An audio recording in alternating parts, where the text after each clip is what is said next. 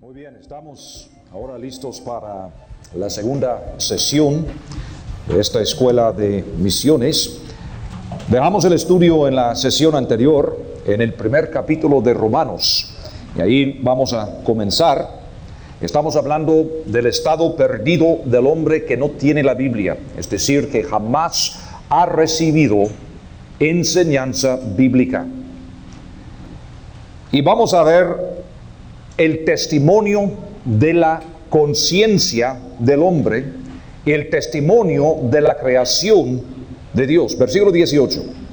Porque la ira de Dios se revela desde el cielo contra toda impiedad e injusticia de los hombres que detienen con injusticia la verdad. Porque lo que de Dios se conoce les es manifiesto, pues Dios se lo manifestó. Porque las cosas invisibles de Él, su eterno poder y deidad, se hacen claramente visibles desde la creación del mundo, siendo entendidas por medio de las cosas hechas, de modo que no tienen excusa. En versículo 19 dice, porque lo que es de Dios se conoce, lo que de Dios se conoce les es manifiesto. La implicación es que esta manifestación es algo interno. Y esto se confirma en el contexto, sobre todo llegando al segundo capítulo. Dios habla de lo que ya sabemos de Él. Dice en versículo 18, que los hombres detienen con injusticia la verdad. Es decir, tienen la verdad, pero la detienen. La palabra detener es un verbo muy fuerte. Es una traducción del verbo griego katechonton. Es una palabra que admite varias traducciones, como por ejemplo, para que tengan una idea de lo fuerte que es el verbo. Esa palabra legítimamente se puede traducir como, por ejemplo, detener, parar, estrangular, estancar, neutralizar, reprimir, quebrar, moderar, suprimir. No es una cosa de ignorancia, dice Pablo, sino que el hombre que tiene la verdad de Dios quiere detenerla.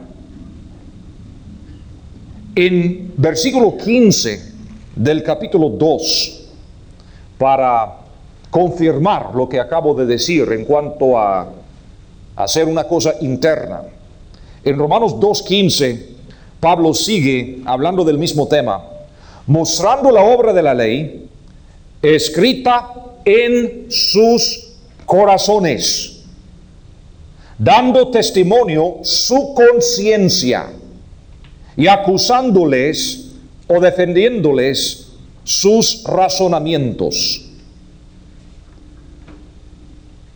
Cada ser humano, cualquier cultura, tiene ciertas normas morales y saben perfectamente cómo quieren que otras personas les traten a ellas. Saben lo que es justo para ellos. Oigan, cada vez que una persona inconversa dice, no es justo, muestra que tiene conciencia. ¿Quién no ha dicho algo así? Pero no es justo. Pero no es justo. Y con esas palabras confirma la verdad de la palabra del Señor. Ahora, ¿quién sabe cuáles son sus morales? ¿Quién sabe la base de sus normas? Pero cualquier ser humano tiene su base moral, tiene su conciencia. Aún las prostitutas y los ladrones tienen normas morales. Y muchas. Hay códigos de conducta entre los elementos más viles de la sociedad. Tienen que haber. Cualquier ser humano tiene normas morales. Pueden ser normas muy torcidas, lejas, normas que son normas lejas de lo que es la norma bíblica. Pueden ser normas totalmente corruptas, pero son normas. Cada ser humano tiene sus normas. Si un ladrón le roba a otro ladrón, se enoja. Porque tiene sus normas. Así que dentro de nosotros, Dios ha puesto algo muy especial que se llama conciencia. Algo que es único en el ser humano. Además, tenemos el testimonio de la creación. Lo que podemos apreciar aquí en el versículo 20, porque las cosas invisibles de Él, su eterno poder y deidad, se hacen claramente visibles desde la creación del mundo, siendo entendidas por medio de las cosas hechas, de modo que no tienen excusa. Ustedes han recibido el curso Cómo estudiar la Biblia, porque es un curso básico en este instituto, y este curso es un curso avanzado. Y en el curso Cómo estudiar la Biblia hablamos mucho de cómo es que Dios en una forma específica ha dejado su testimonio en la creación, y cómo es que todo principio bíblico se ilustra en la misma creación. Sartre, filósofo y escritor francés, dijo algo muy profundo, aunque no era creyente, pero dijo: la pregunta básica no es ¿por qué hay algo ahí? Dijo, la pregunta básica es ¿por qué no hay nada allí? ¿Por qué no hay nada?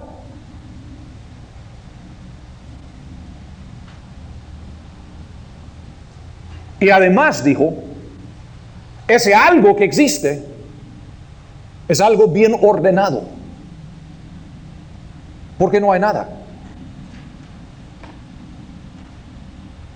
¿Por qué no hay nada? Einstein, al final de su vida, llegó a ser un místico moderno, a pesar de su mucha ciencia. Y dijo que la vida para él era un gran crucigrama. Y dijo que alguien podría sugerir muchas palabras, pero solo una en la que encaja. Lástima que él nunca encontró la palabra. Dijo que no podría confiar en un Dios que no se podría describir por medio de una fórmula matemática. Lástima que nunca leyó la Biblia, porque Dios mismo le da esa prueba. Murray Eden, científico del Instituto de Tecnología de Massachusetts, un experto en computadoras, y además de ser científico es creyente de verdad, y dijo que la probabilidad de que la vida en este mundo exista en forma tan compleja por casualidad es de cero. Científicamente no existe la posibilidad. La computadora da la respuesta. Es cero. No puede existir por la pura casualidad, como nos enseñan en los otros cursos de ciencia. Si aplicamos las mismas reglas científicas de probabilidad y los mismos principios que los actuarios usan todos los días para calcular sus pagos de seguros, etc., si aplicamos estos mismos conceptos matemáticos y científicos a la teoría de la evolución, es imposible. No existe la posibilidad de que todo esto exista de una forma tan ordenada por la pura casualidad. Una probabilidad de cero. Y es precisamente lo que encontramos también en el Salmo 19, otro lugar clásico en nuestras Biblias. El Salmo 19, comenzando con el primer versículo.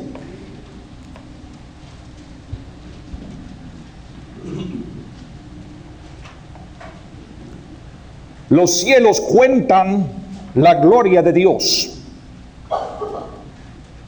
y el firmamento anuncia la obra de sus manos. Un día emite palabra a otro día, y una noche a otra noche declara sabiduría. No hay lenguaje, ni palabras, ni es oída su voz. Por toda la tierra salió su voz, y hasta el extremo del mundo sus palabras. Dios se ha revelado en la misma creación. La creación definitivamente demuestra que hay algo mucho más superior que el hombre. Sin embargo, la verdad que encontramos en Romanos 1:18 es que el hombre, habiendo recibido el testimonio de su conciencia y el testimonio de la creación, ha querido detener esa verdad. Ha querido estrangular esa verdad. No quiere escuchar. Lo que el hombre quiere es una religión para poder aliviar el dolor de su culpa sin entender la verdad de Dios que se ha revelado a través de la conciencia y la creación. El hombre cubre y trata de anegar la verdad del Señor. Darwin, padre de la evolución moderna, vio la verdad, pero no la aceptó. Dijo él repetidas veces: yo no puedo aceptar con mi mente que todo esto haya pasado por pura casualidad. Sin embargo, él vio toda la creación desde un punto de vista puramente científico y simplemente se negó a aceptar la presencia de la mano de Dios. No había otra explicación, pero dijo: no puede ser. Detuvo la verdad de su propia conciencia. Dios es la única explicación lógica, la única manera de resolver el problema de la creación, y dijo: no puede ser. E inventó otra manera para poder, fíjense, frenar, detener, estrangular, anegar la verdad de Dios. Darwin era una persona criada con la Biblia en sus manos.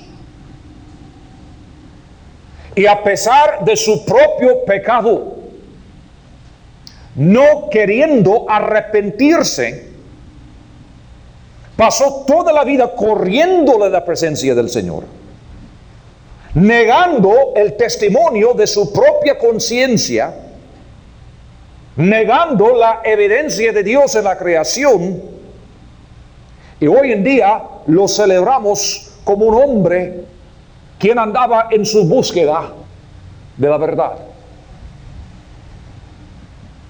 ofreciendo sus contribuciones al cuerpo de conocimiento humano, cuando la verdad es que se trata de un pecador quien conocía muy bien la Biblia, quien a causa de su propio pecado, no queriendo arrepentirse, detuvo la verdad. Y toda una sociedad moderna, estando en las mismas condiciones, teniendo la verdad de la Biblia, queriendo una religión y no una relación con Dios, aceptó sus ideas y sus filosofías con un solo propósito: no para encontrar la verdad, no, Señor, para detener la verdad. No es científico, es pura fachada. Es científico tan solo si aceptamos sus presuposiciones. Cada quien comienza con un juego de presuposiciones.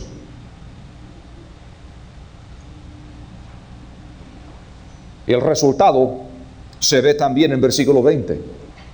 De modo que no tienen excusa. No tienen excusa.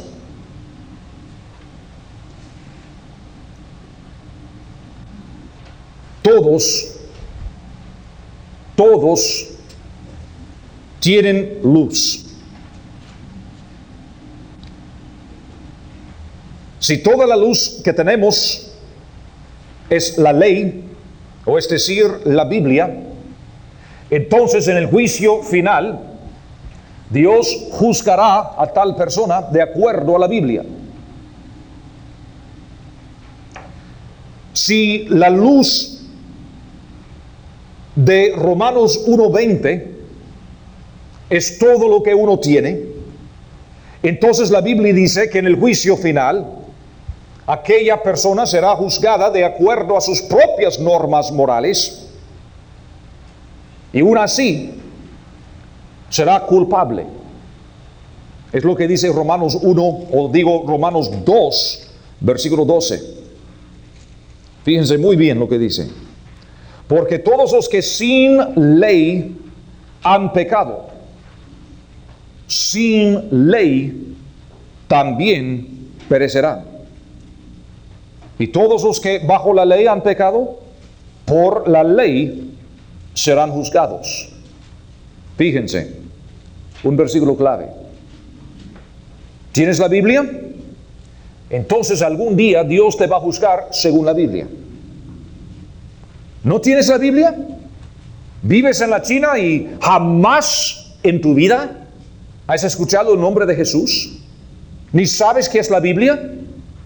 En el día del juicio final, Dios dice: está bien, hacemos a un lado la Biblia y vamos a usar tus propias normas morales. ¿Está bien? ¿Qué podría ser más justo? Mira, vamos a usar tus propias normas morales. Ahora, vamos a repasar tu vida. Tú dices esto, pero vives otra cosa. ¿Alguna vez has dicho, pero, no es eso? Muy bien, vamos a tomar esta norma que has establecido y vamos a ver si fielmente a través de toda tu vida tú has logrado vivir de acuerdo a tu propia norma. No, culpable, condenado.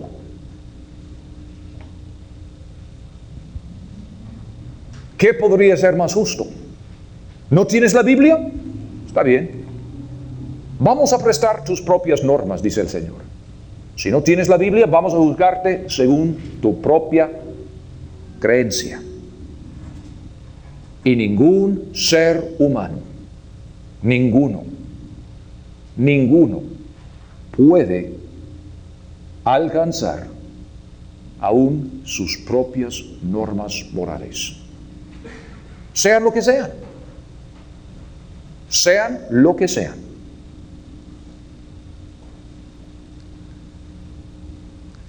Ese mismo filósofo francés que les decía, tenía un problema muy serio porque él había aceptado las filosofías de Hegel, de Nietzsche, de Darwin, de todos ellos. Y este tipo, padre del existencialismo francés, decía, no hay normas. Les digo que no hay ninguna norma absoluta en el mundo. No hay bien, no hay mal. Él enseñaba que si yo salgo de ese lugar y encuentro a una abuelita queriendo cruzar la calle, la ayudo a cruzar la calle, que está bien. Pero, dice, igualmente, si yo salgo de aquí, veo a la abuelita y la mato, está bien. Así dijo, así fue la ilustración que usó. Porque dice, no hay normas absolutas. No hay bien, no hay mal. Todo es relativo. Todo es del momento. La vida es una broma pesada. Y todo lo que tenemos es lo que tenemos en este momento. Y tenemos que encontrar la actualización, la realización personal en cualquier cosa que hagamos. Algo horrible le pasó a este señor. Después de haber hecho tanta bulla en cuanto a la no existencia de normas absolutas, un día se enamoró. Se enamoró de una prostituta. Pero momentito, señor filósofo. Si no hay normas absolutas, tampoco hay amor.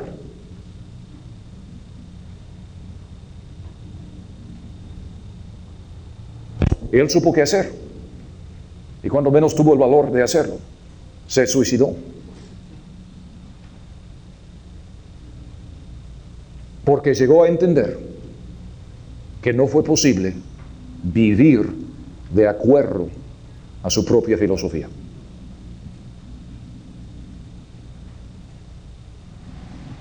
Señores, he aquí la base del juicio de Dios. Cualquier persona en este mundo, sea indígena mexicana,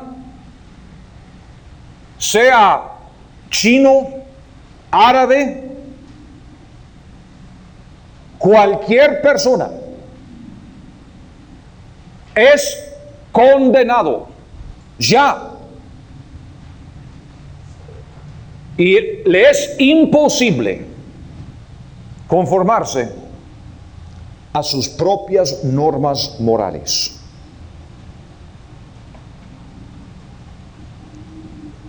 No todos tenemos la misma cantidad de luz. Dios jamás habló de recibir la misma cantidad de luz, pero todos tenemos lo suficiente para no tener excusas. Y aquellos que han recibido al Hijo o que han rechazado al Hijo de Dios abiertamente, según Mateo 23:14, recibirán mayor condenación. ¿Qué podría ser más justo? Versículo famosísimo, Romanos, o digo Juan 3:16.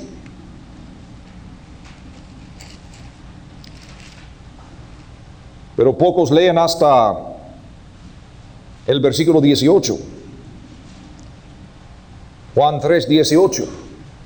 Debe de ser tan famoso como el 16. El que en él cree no es condenado. Pero el que no cree, fíjense, ya ha sido, tiempo pasado, condenado. Porque no ha creído en el nombre del unigénito Hijo de Dios. Por eso decíamos antes que el hombre nace pecador. No es cómo podría un Dios amoroso condenar a ese pagano sincero. No lo hará. Cuando nació muerto. Nació bajo la condenación de Dios. ¿Entienden? No es que algún día Dios lo va a condenar. Nació condenado. Y el día del juicio es tan solo para confirmar la justicia de Dios. Pero ¿cómo es posible que yo esté condenado? Bueno, hijo, ¿qué tienes que decir? No, es que nunca recibí el Evangelio. Nadie me habló de la Biblia. Muy bien. Pero hijo, tú tenías ciertas normas morales. ¿No es cierto? No, Señor, jamás he sido filósofo. Bueno, hijo, vamos a repasar algunas cosas que has dicho en tu vida. Y ahora vamos a comparar la vida que has vivido con las palabras que has dicho. Y por eso digo, hijo, que estás condenado desde el vientre de tu madre. Todos tienen luz. Ahora, el punto D. Veamos los límites de la misericordia de Dios. La misericordia de Dios tiene ciertos límites. Dios es misericordioso. Tiene mucha paciencia. Sin embargo, la misericordia del Señor tiene límites. Otra vez en Romanos, el primer capítulo.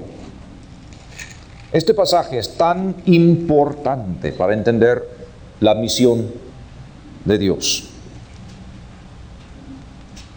Comencemos aquí en versículo 21. Ahora,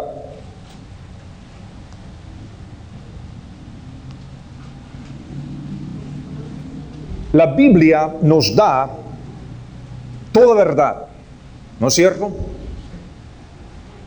Y nos da el bosquejo de toda la historia. Del hermano Felipe y otros seguramente han aprendido que el bosquejo de la historia eclesiástica no se encuentra en un libro de texto. Se encuentra en Apocalipsis capítulos 2 y 3. Donde de forma profética el Señor Jesucristo nos da un bosquejo de 7 etapas en la historia del cristianismo a través de los siglos. ¿Verdad que sí? Entonces, si quiero leer un texto sobre la historia eclesiástica, comparo con Apocalipsis 2 y 3. Y cuando el autor sale de esta línea, sale de la verdad. ¿Quién me está disparando? Hay terroristas por aquí, no sé. ¿Yo estoy haciendo algo, hermano? No, ok. Porque ni toqué nada. Soy inocente, lo siento mucho. No soy culpable. Ok. Está bien. Pero lo que decía, es que la Biblia nos da la verdad en cuanto a todo. Si nosotros ahora estamos viendo el colapso de la sociedad moderna, si estamos viendo tantos problemas sociales, tenemos que entender que ese bosquejo también lo encontramos en la Biblia. Y lo encontramos precisamente aquí en Romanos, el primer capítulo. Dice, versículo 21, pues habiendo conocido a Dios, no le glorificaron como a Dios, ni le dieron gracias, sino que se envanecieron en sus razonamientos, y su necio corazón fue entenebrecido. Profesando ser sabios, se hicieron necios, y cambiaron la gloria del Dios incorruptible en semejanza de imagen de hombre corruptible, de aves, de cuadrúpedos y de reptiles. Por lo cual también Dios llegó a su límite.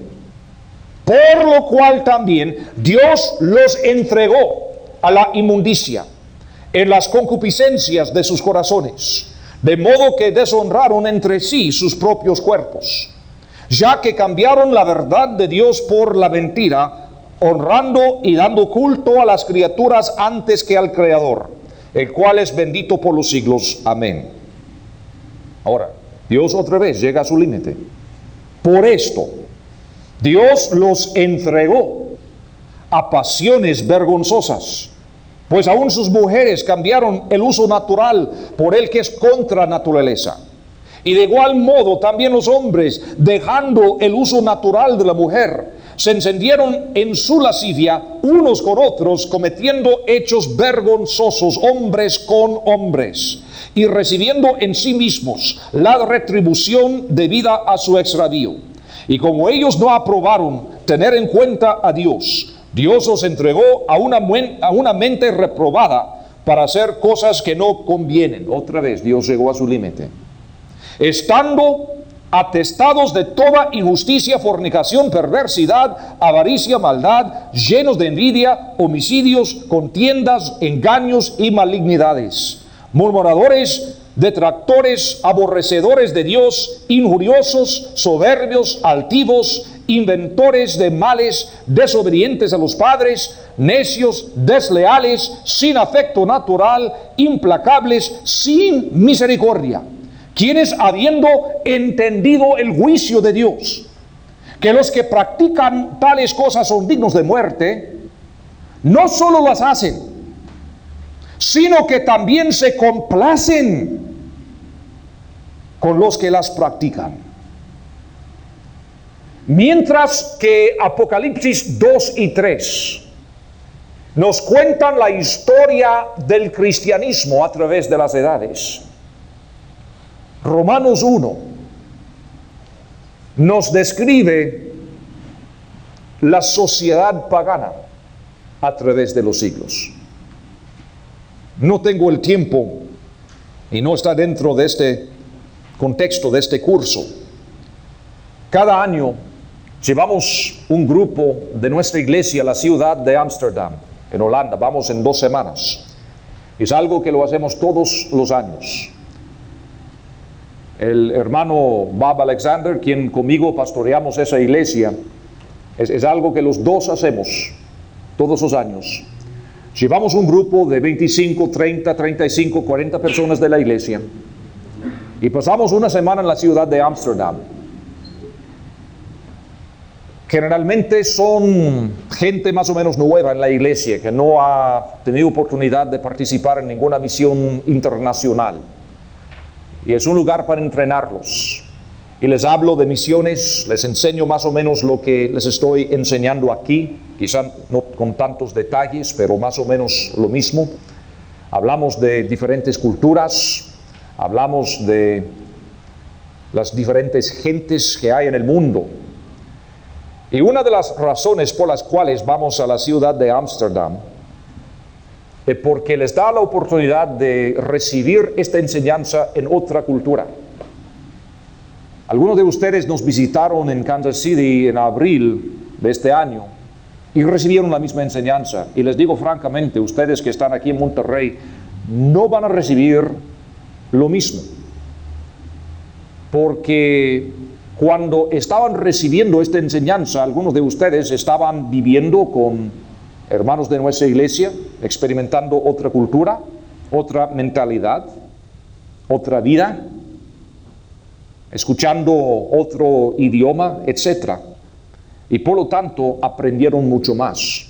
Y por eso llevamos este grupo afuera, llevamos el grupo a Holanda. Y otra cosa hacemos, porque Europa es un centro de tanta cultura, con sus museos, etc. Y en Ámsterdam hay unos museos claves de importancia internacional. Y una mañana paso toda la mañana enseñándoles este pasaje, y enseñándoles cómo es que el artista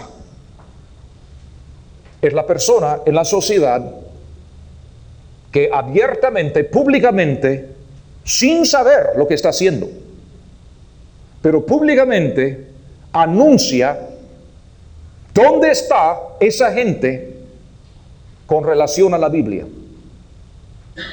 Y si uno entiende Romanos, el primer capítulo, puede entrar en cualquier museo, en cualquier parte del mundo,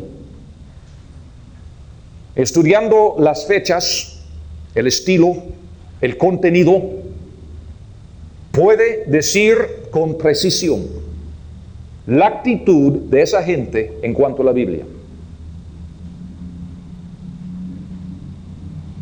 Entonces, después de la enseñanza van al Rijksmuseum, que es uno de los museos más famosos del mundo.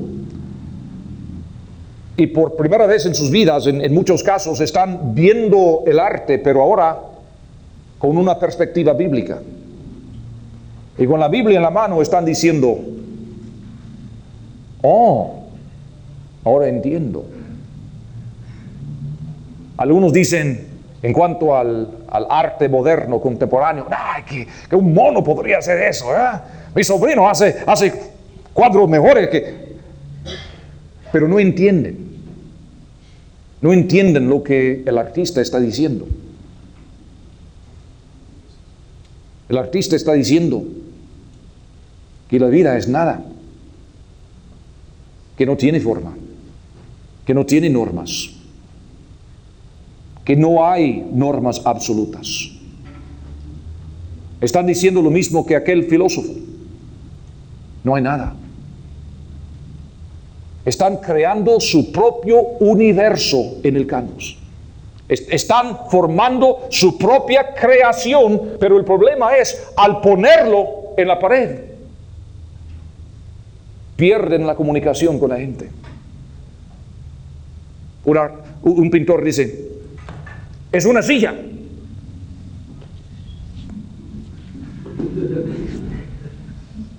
¿Pero cómo? ¿Dónde? Es una silla. ¿Pero por qué? Porque digo que es una silla.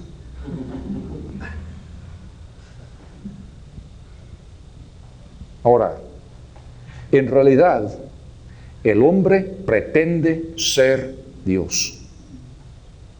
Crea su propio universo. Está buscando expresarse en términos de conceptos universales. Pero en el proceso pierde la comunicación con los demás. Y todo se puede ver aquí en Romanos 1. Vale la pena estudiarlo. Vale la pena entender lo que Pablo está diciendo. Porque este proceso se puede documentar en la historia. Todo lo que estamos viendo acá. Ahora, vamos a seguir. Versículo 1 del capítulo 2. Por lo cual eres inexcusable, oh hombre, quien quiera que seas tú que juzgas, pues en lo que juzgas a otro, te condenas a ti mismo, porque tú que juzgas, haces lo mismo. ¿Ya ves? ¿Ya ves lo que Pablo dice? Lo mismo que yo decía. Si tú dices, no es justo, y tú haces lo mismo, eres inexcusable. Mas sabemos que el juicio de Dios contra los que practican tales cosas es según verdad. ¿Cuál es la diferencia entre el juicio nuestro y el juicio divino? En el juicio nuestro decimos cosas así: a mí me parece, a mí siempre me enseñaron, yo siempre he pensado, pues yo siempre considero. Dios dirá, escrito está, desde un principio.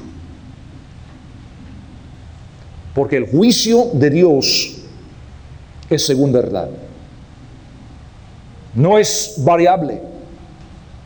No depende de las emociones, ni las emociones de Dios, ni sus sentimientos. Dios jamás dirá, bueno, yo antes creía, pero ahora. Porque desde un principio Dios ha establecido su verdad. Nunca ha cambiado sus reglas, nunca ha cambiado sus normas, nunca ha cambiado su verdad. Y su juicio es según verdad. Versículo 3. Y piensas esto, oh hombre, tú que juzgas a los que tal hacen y haces lo mismo, que tú escaparás del juicio de Dios. Y la respuesta es obvia: no. ¿Podemos nosotros juzgar a Dios? ¿Podemos nosotros decir a Dios, no es justo? Olvídate. Algunas referencias. Génesis 18, 25. Génesis 18, 25. Lejos de ti el hacer mal, dice Abraham, que hagas morir al justo con el impío, que sea el justo tratado como el impío, nunca tal hagas. El juez de toda la tierra no ha de hacer lo que es justo. Por supuesto, por supuesto. El Salmo 145 dice algo muy parecido. El Salmo 145, versículo 17. El Salmo 145, versículo 17, que dice: justo es Jehová en todos sus caminos. En todos sus caminos es justo.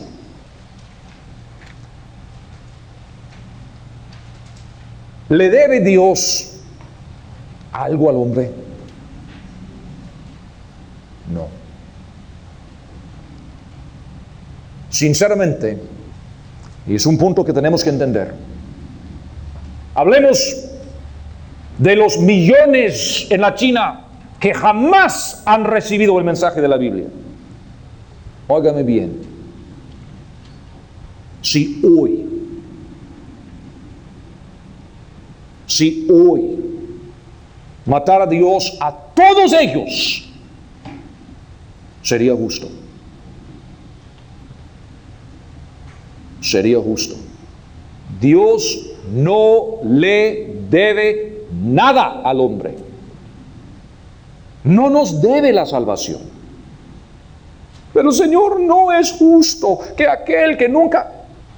¿Quién somos nosotros para decirle al Dios Altísimo que no es justo?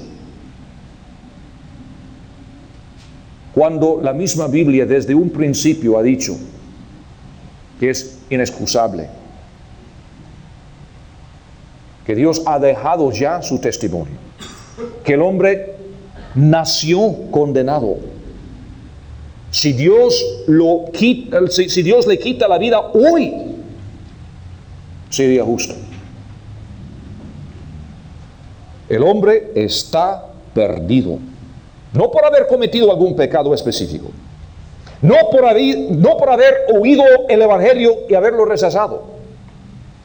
El hombre está perdido desde antes de la proclamación del Evangelio. Y como he dicho, el asunto básico no es la cantidad de luz, sino lo que hacemos con la luz que recibimos. Y es el punto de Pablo en Romanos 1 y 2. Los judíos recibieron mucha luz y aún así rechazaron a su Dios. Los paganos no han recibido tanta luz, pero también son personas condenadas y tienen la luz de Dios en su conciencia y en la creación.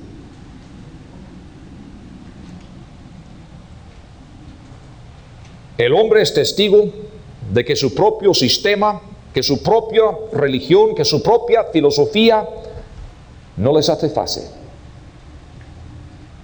Ahora, Romanos 1 nos explica por qué es que la gente indígena adora ídolos.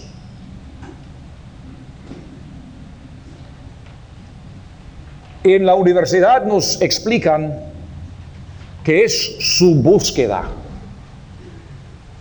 religiosa, su intento acercarse a los dioses con la sinceridad de su corazón.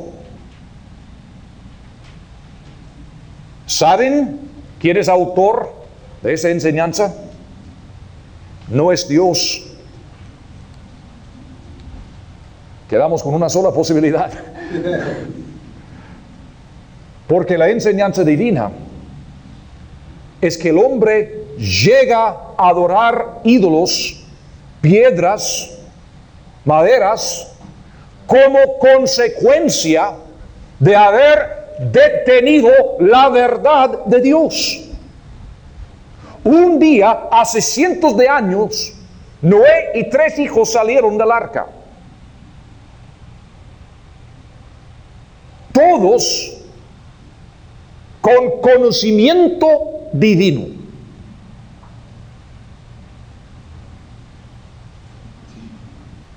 Y en algún momento, siguiendo el proceso de Romanos 1, algunos de ellos, en vez de seguir la luz, la verdad que ya tenían, quisieron detener, estrangular, neutralizar, anular la verdad de Dios. Y por eso Dios los entregó a sus propias imaginaciones y pasiones. Y por eso hay gente en la selva hoy en día adorando ídolos, el sol, la luna, animales, culebras y toda clase de cosas, no como parte de su búsqueda para encontrar la verdad, sino como resultado de su huida de la verdad divina que ya tenían. Y de repente tenemos otro concepto, otra perspectiva, y es la perspectiva bíblica. Ahora vamos a dar vuelta a la cosa. Ahora no es tanto, ¿y por qué es que Dios permite que esa pobre gente, en su sinceridad, en su búsqueda a Él, cómo es que Dios permite que mueren y que van al infierno? No, el asunto es el siguiente.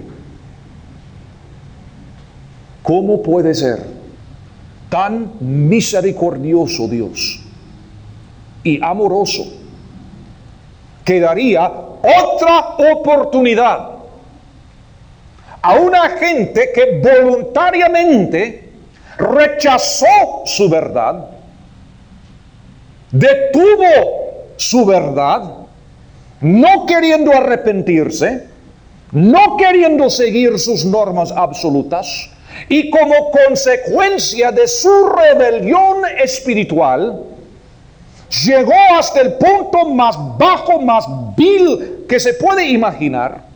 ¿Cómo es posible que un Dios tuviera tanta paciencia y amor para enviar a un misionero a darles otra oportunidad?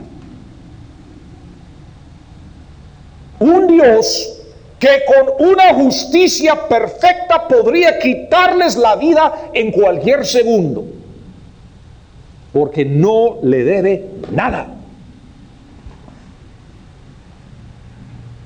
Ahora podemos entender un poquito la misión de Dios. Esta es la misión de Dios.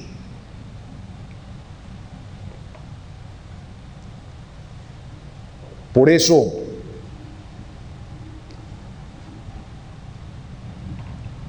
la idolatría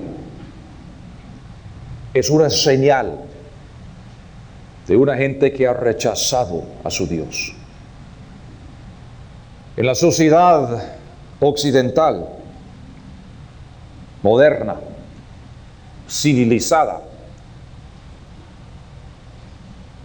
la idolatría hoy en día se manifiesta a través del materialismo. Nuestros ídolos son ídolos más sofisticados quizá, o quizá menos.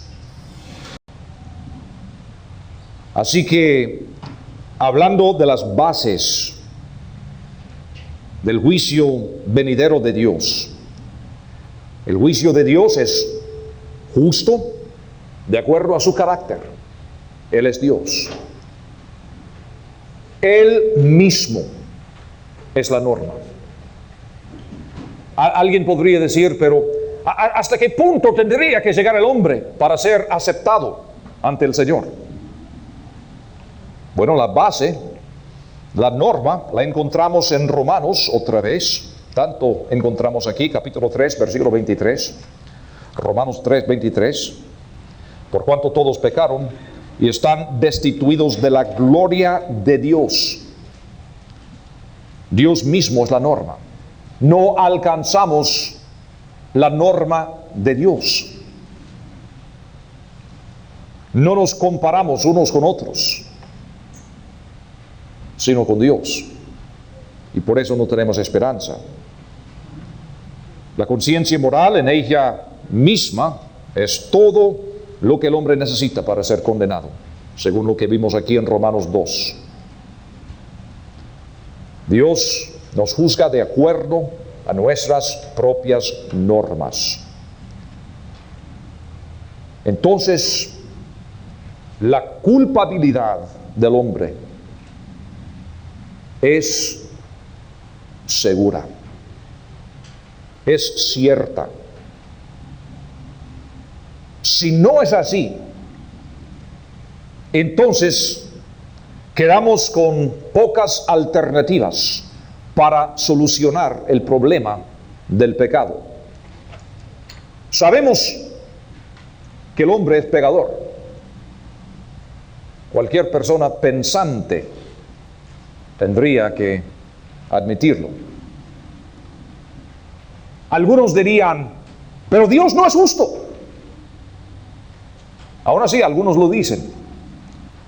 Pero fíjense muy bien, si Dios no es justo, el hombre no está perdido. Porque si Dios mismo no es justo, y si nosotros somos criaturas de Él,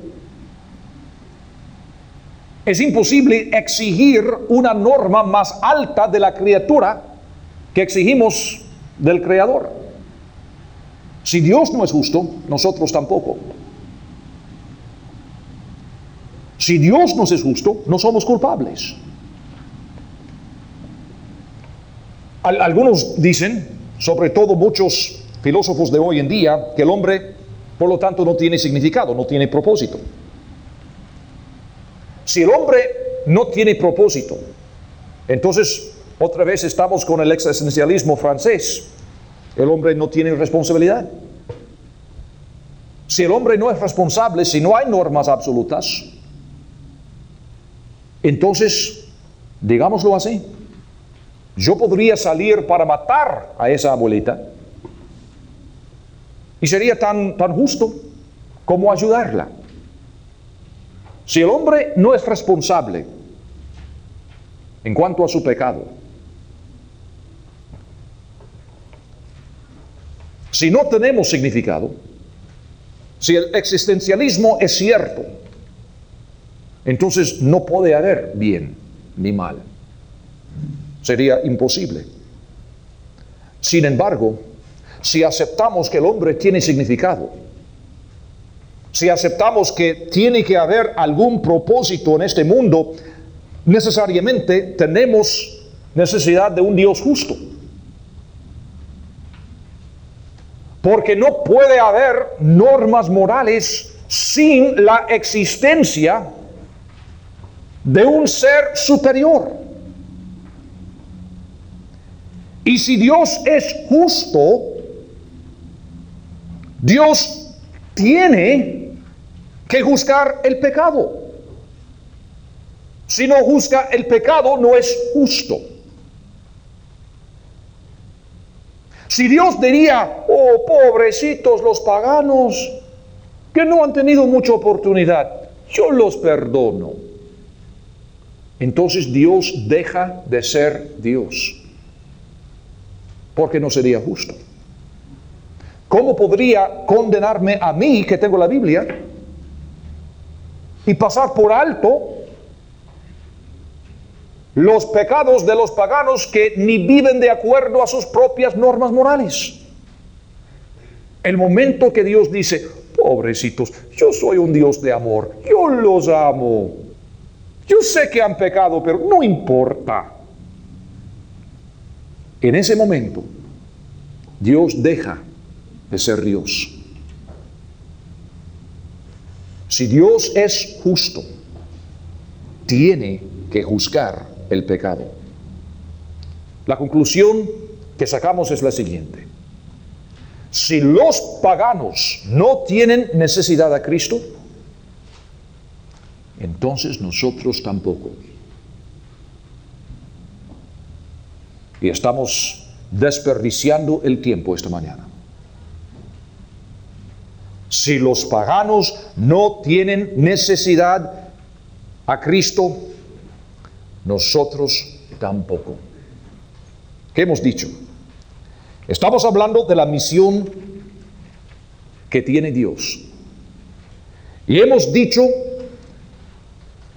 que esta misión es algo enraizado en el diseño de Dios para su reino. Además, es algo enraizado en la realidad del hombre perdido. El hombre está perdido, está condenado ya. Hay otra cosa más. Está enraizado en la naturaleza de Dios mismo.